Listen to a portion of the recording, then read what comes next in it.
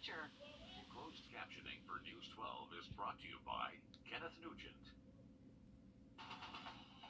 From the station that's on your side, News 12, first at 5, continues. Well, we've made it to the holiday weekend, and if you're headed outdoors and on the water, officials want you to have fun, but stay safe. We had the chance to catch up with Georgia DNR to see how they're preparing for the holiday weekend. They say almost all of the campgrounds around the lake are full, so they're expecting a good amount of traffic on the water.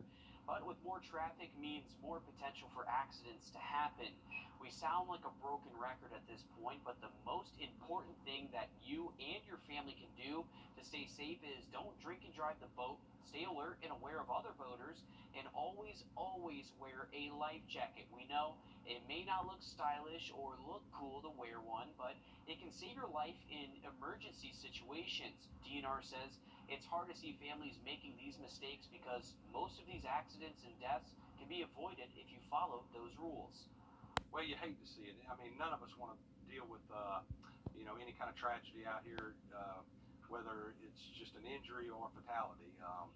It's hard on the officer, it's hard on the families, but the majority of it can be avoided. Coming up on News 12 at 6 o'clock, we're talking with local marinas to see what the holiday traffic is already looking like out there.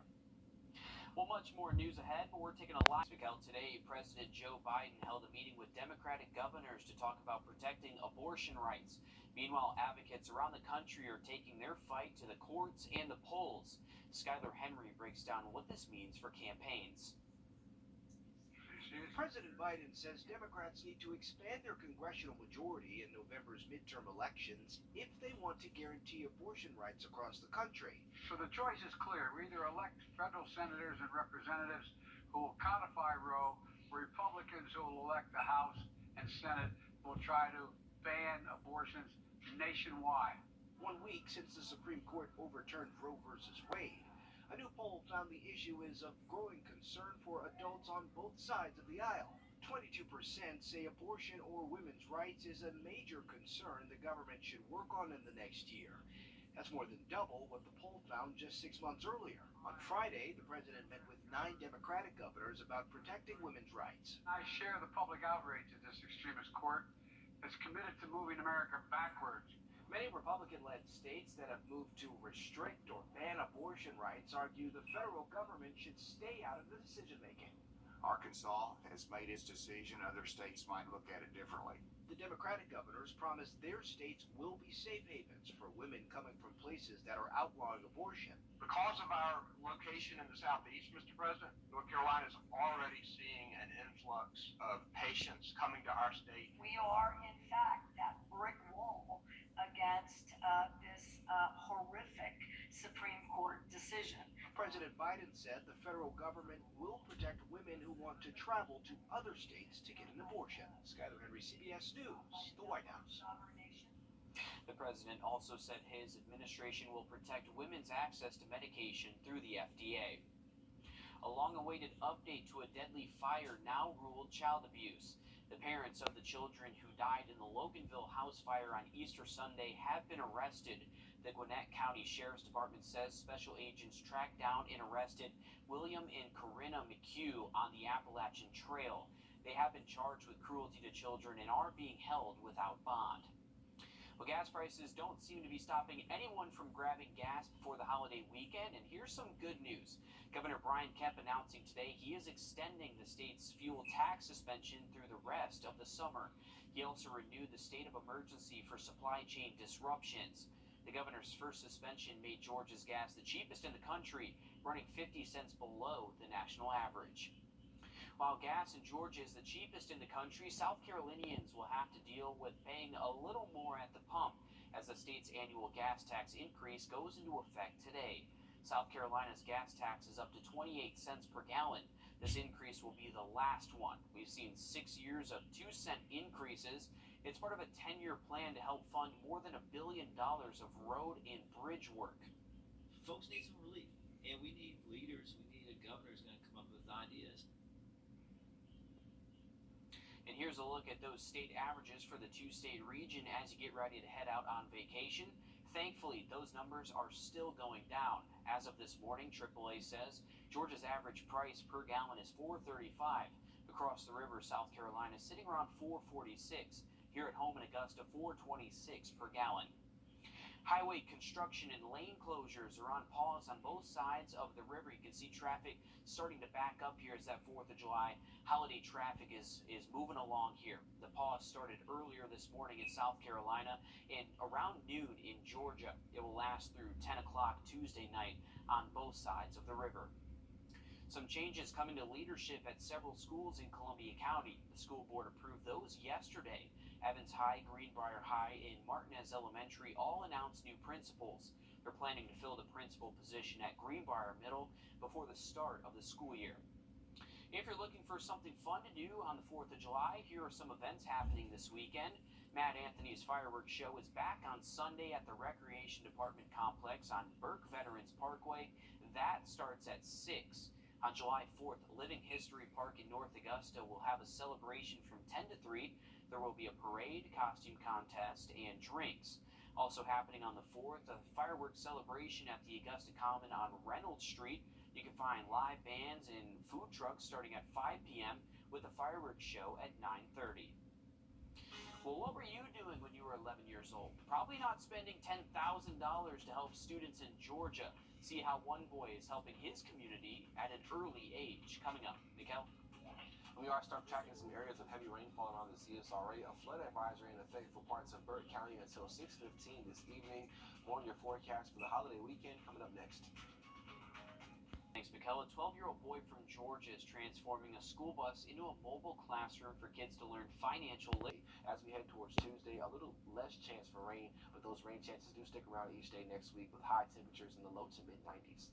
Thanks, Mikkel. A 12-year-old boy from Georgia is transforming a school bus into a mobile classroom for kids to learn financial literacy. He paid for the $10,000 bus with money he earned himself.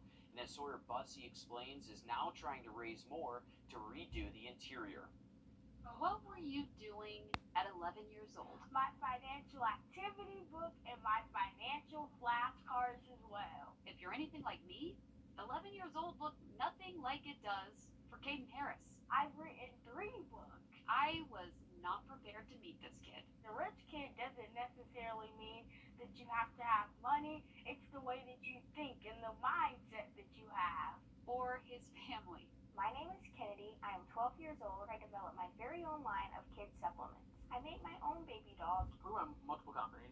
We have a couple real estate companies. We have a home healthcare company. We recently launched an aviation company, as well as a publishing company. I've written 36 books. The dreams in this family are big, and so are the results. My business helps kids learn about financial literacy in a fun and interactive way.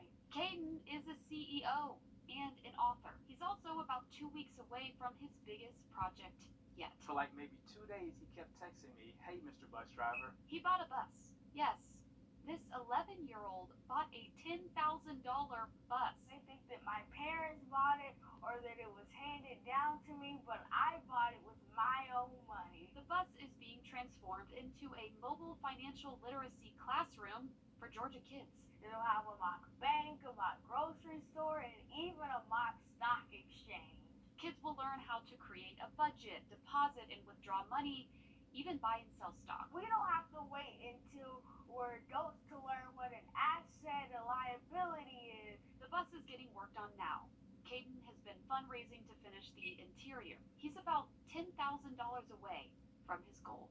This all feels like very serious stuff for an 11-year-old. So I asked Caden what he likes to do for fun. Turns out, the kid does a little karate too. Okay, I'll give you a hook kick. Sawyer Bussey, CBS, 46 News. And that young man is certainly going places. At 11 years old, I was not doing financial literacy, so he is certainly ahead of where a lot of us were at that time. Well, if the iPhone was a person, it'd be getting its learner's permit, but it feels like it's been around forever. We're showing you how the iPhone changed the world, coming up next. Call George Sink Injury Lawyers at all nines now. That's 999-9999. Delta pilots are picketing and travelers are feeling the pain with flight cancellations. pilots are demanding change after dealing with staffing shortages for months. The last time Delta pilots negotiated a contract was back in 2016, saying they haven't gotten a raise in more than 3 years. They want better compensation, retirement benefits, and flight schedules that don't leave them exhausted. The Delta pilots have been frontline leaders throughout the pandemic and in the recovery by stepping up and flying record amounts of overtime, extra time away from their family, and fatiguing schedules to come out here and help Delta in the recovery. Delta says they are committed to working with the pilots union under a new contract. As for flight delays, Delta is working with the FAA to improve air traffic management. South Carolina is shaking up after experiencing the most powerful earthquake in more than 8 years this week. In the last week, Kershaw County has been at the center of several earthquakes. Now, those quakes anywhere between 3 to 4 magnitude. Experts say, though this is unusual, it is not unprecedented in the state. The mayor of Elgin has organized a town meeting so everyone can ask experts questions. I hear you, and I will move heaven and earth to make certain that I can do what I can, and that those in our community who serve you will keep you safe, and we will make sure that you have exactly what you need in the event, that something serious were to happen. There are multiple fault systems running through the state, including one that goes through an area of Kershaw County. It seems like it's been around forever, but the iPhone celebrated its 15th birthday this week. In June of 2007, Apple released a replacement for the iPod music player, and life has never been the same. Our consumer technology reporter Jamie Tucker takes a look at the iPhone's impact and how it put some things out of business. When Steve Jobs first introduced the iPhone 15 years ago, everyone laughed. An iPod, a phone, and an internet communicator. No one could imagine how the small device would change the world, but it has. 15 years and 34 iPhones later, over 2 billion have been sold. The first iPhone was available only at AT&T. Other carriers didn't get it until 2011. What are you wearing? The same year, Siri was born. Of course, you know the rest of the story. Today, the iPhone does just about everything its users want. A camera that rivals pro DSLRs, apps for everything, including watching live broadcasts, playing video games, browsing the internet, and controlling smart home devices. Just look at these old sales ads. The iPhone does what nearly all of these products did. We don't need weather radios, clock radios, video cameras, radar detectors, answering machine, or portable MP3 player. The iPhone can replace your wallet, credit card, soon your driver's license, door keys, car keys, and everyone compares prices and shops with their phone. It's really hard to imagine what life was like before the iPhone. It's truly one of the most transformative inventions of our lifetime.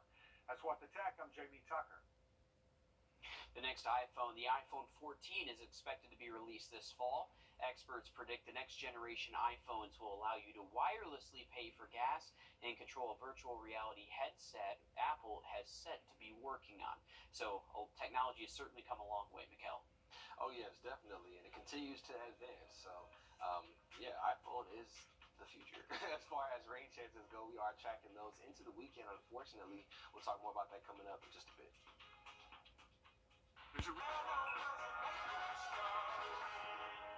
Honda, the power of dreams. What was that? Nothing. Gorilla Super Glue.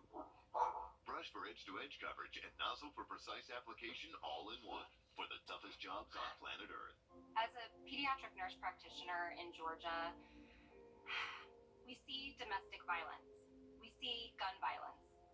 The leading cause of death for young people in Georgia isn't car crashes, it's firearms.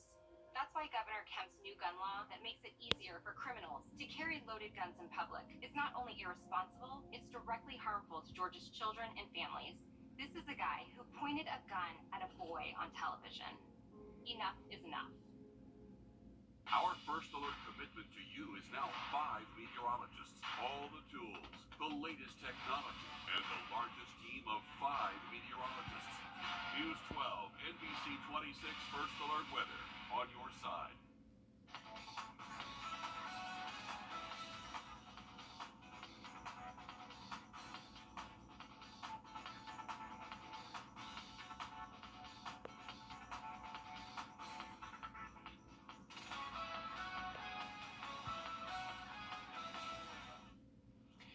here taking a live look at the panda cam here at the Atlanta Zoo, and my man is sitting there munching on some bamboo. Yeah, we got some action now. Having a little bit of action here finally. We've been waiting 2 hours for it, but we finally got some action here at the Atlanta Zoo. But it doesn't seem too bad of a job, just hanging out in this Friday afternoon in his enclosure, just hanging out, eating some bamboo, maybe take a nap.